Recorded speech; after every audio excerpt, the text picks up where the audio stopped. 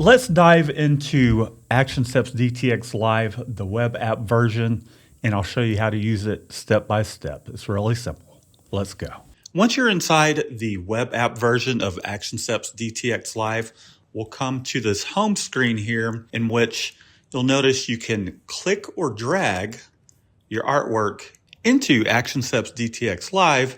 So I'm going to go to the folder that was included with your trial.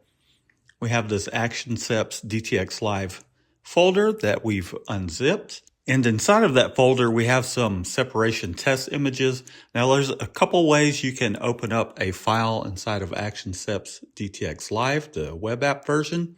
We can take our image. In this case, we're going to work with this image here that has the black background. We can click and drag that image onto our home screen and it'll open it up. So I'm going to go here to File and Close. We'll go ahead and close that out. Or we can just go to File and Open and then locate our image, which is right here. So we'll go ahead and open that up. Before I move on, let's go back up to File and review some of the options here. We got Open, Close. We also have Save, in which if we save this file, we can save it as a .dtx file. So it's its own file that is specific for this application. So we'll call this Black Halftone and we'll save that. Now that will save it inside of the application itself, but if you want to save it externally, we can export this. We can export it as a DTX file, and that downloaded the file right here where it says Black Halftones. And we can always open that file up later, and it's going to store all of our settings as well as our image inside of that file. So let's go back to our application, and we have 4 different views up here at the top. We have our original, separation, we have split view, and then our mask view.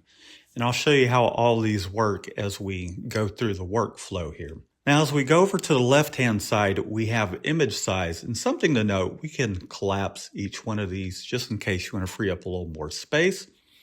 But anytime we open up an image, it's going to open that image up at 300 dpi. So in this instance, we have an image that's 4,900 pixels wide. Well, that image sized at 300 dpi, the maximum print size we could print with this is 16.42 inches wide, which is noted right here, as well as the height. We have the proportions linked together.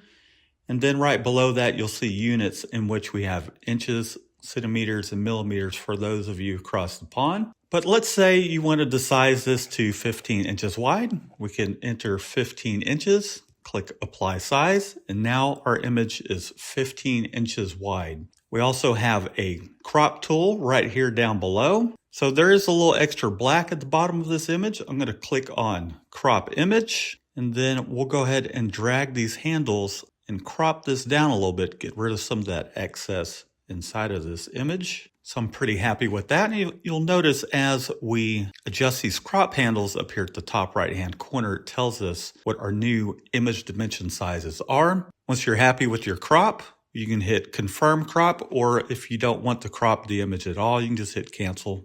But in this case, I'm going to hit Confirm Crop. Now it cropped our image down. The next thing we'll do is we'll go down to Shirt Color. We have Knockout Color and Shirt Color. So Knockout Color is going to be the color that we remove from the image.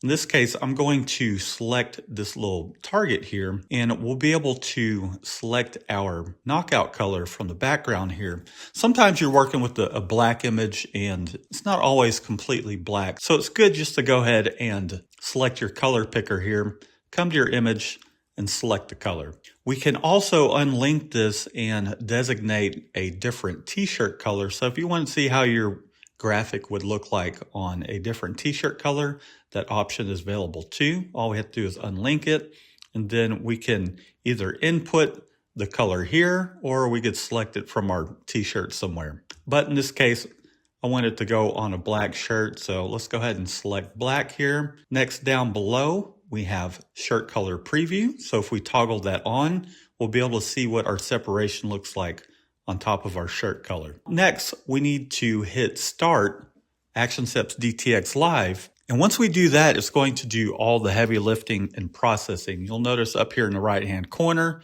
we have a status, and this button down here will also show you the status. And I'll show you what I mean here in a moment. So let's go ahead and hit Start ActionSeps DTX Live. Now you'll notice we have access to Halftone screen once we started ActionSeps DTX Live. So we're going to open that up.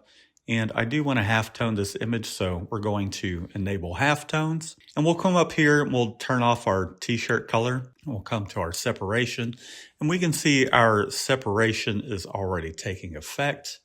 If we turn our t-shirt color preview on, we'll see how our separation is looking. We do have a zoom tool down here at the bottom.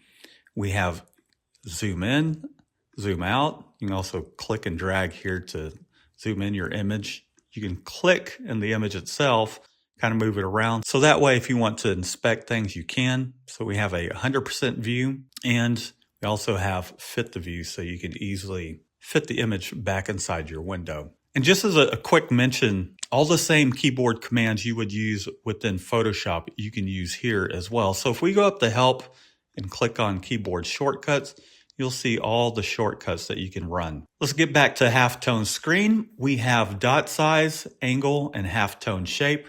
So with dot size, you can choose anywhere from 15 LPI all the way up to 55 LPI. The lower the number, the bigger the dots are going to be. The higher number, the finer the dots are going to be. And we have just kind of a little bit of a hint here over to the right-hand side, giving you that information. I would say generally 25 to 30 LPI is the standard for halftone dots when it comes to DTF or DTG printing. So let's go ahead and look at this, and I'll show you the live feature of this, which is just quite amazing.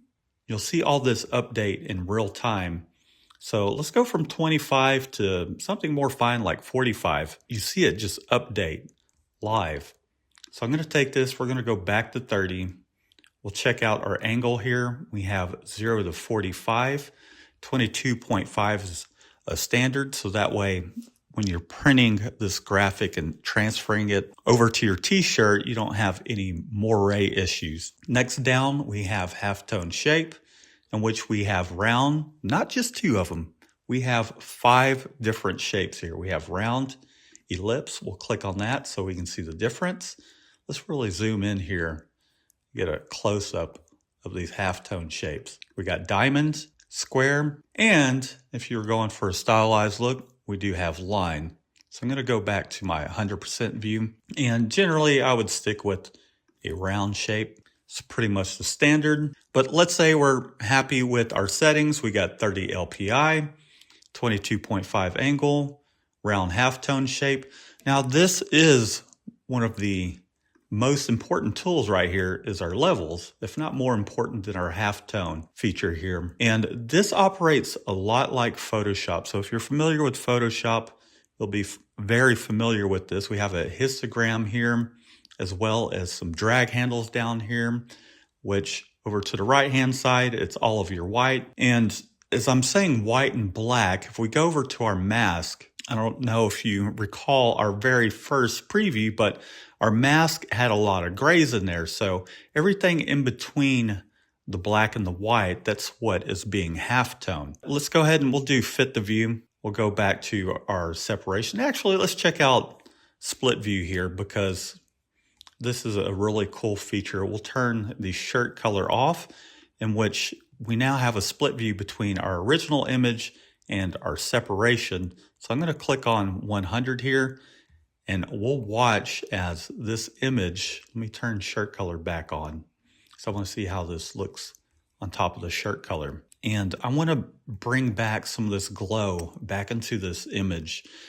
This graphic was purposely designed to just really stretch the limits of ActionSeps because glows are notoriously hard to do, as well as stars. So let's go back to our levels, and we're going to go ahead and bump this up a little bit until we start seeing some more of this glow come back. And we'll keep on going. Now we have this blue slider here in the middle, which is our gamma. That's all of our gray tones. I'm going to slide this to about 2. Now, if we zoom out, we can see that we've got a lot of our glow back. And if we move this side to side, you can't really see any difference. Let's go over to our mask. Yeah, it looks like we went a little too crazy with it. So let's go ahead and we'll pull this back, pull our gamma back a little bit. We'll go the other direction with it. That looks much better. Let's go over to our split view.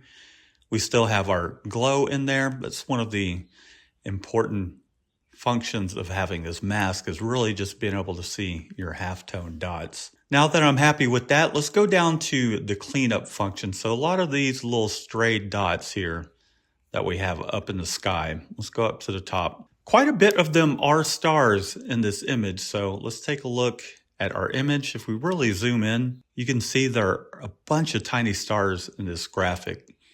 But however, let's say you just kind of wanted to get rid of some of those because you're not going to be able to hold that anyways. We have a cleanup intensity, which removes the isolated dots. And then we have micro dot cleanup, which removes some of the stragglers. So you've got a couple options here. In other words, this is the intensity of the micro dot cleanup. So if we bump this up, and now watch it working, keep an eye on that because it's really processing all this. You'll see just how much or how many of those tiny little dots it got rid of. In my opinion, it got rid of a little too much. So I'm going to bump this back down to, let's say 14, and that should clean up enough of those tiny little dots and just leave us with those stars. So let's go ahead and take a look. We can see that, we still have all those stars up in the sky, but we got rid of a lot of the trash that was up there. So I'm going to click fit the view. And then the next feature we have here is the underbase. So let's go over to our separation. Just in case you do want to create an underbase, it will create it as a separate PNG image that you can download.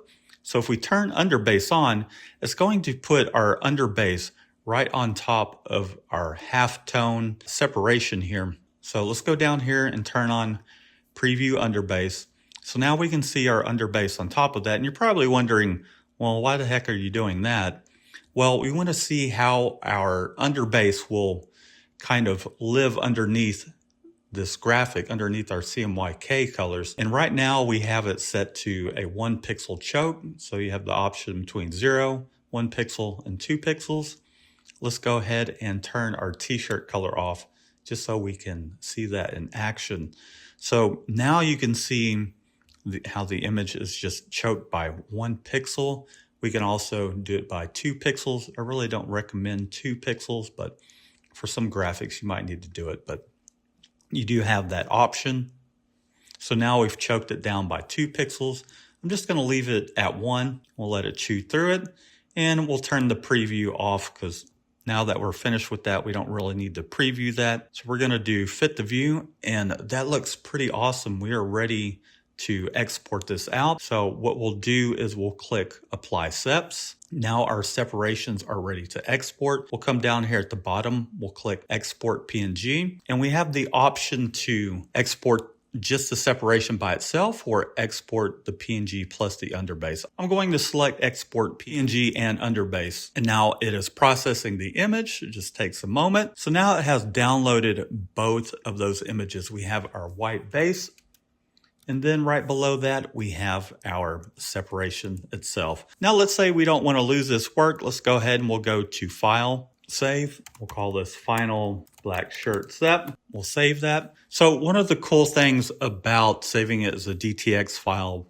is it saves our separation image as well as the settings. And let's say we just happen to make some changes. We forget to save it. We go to close.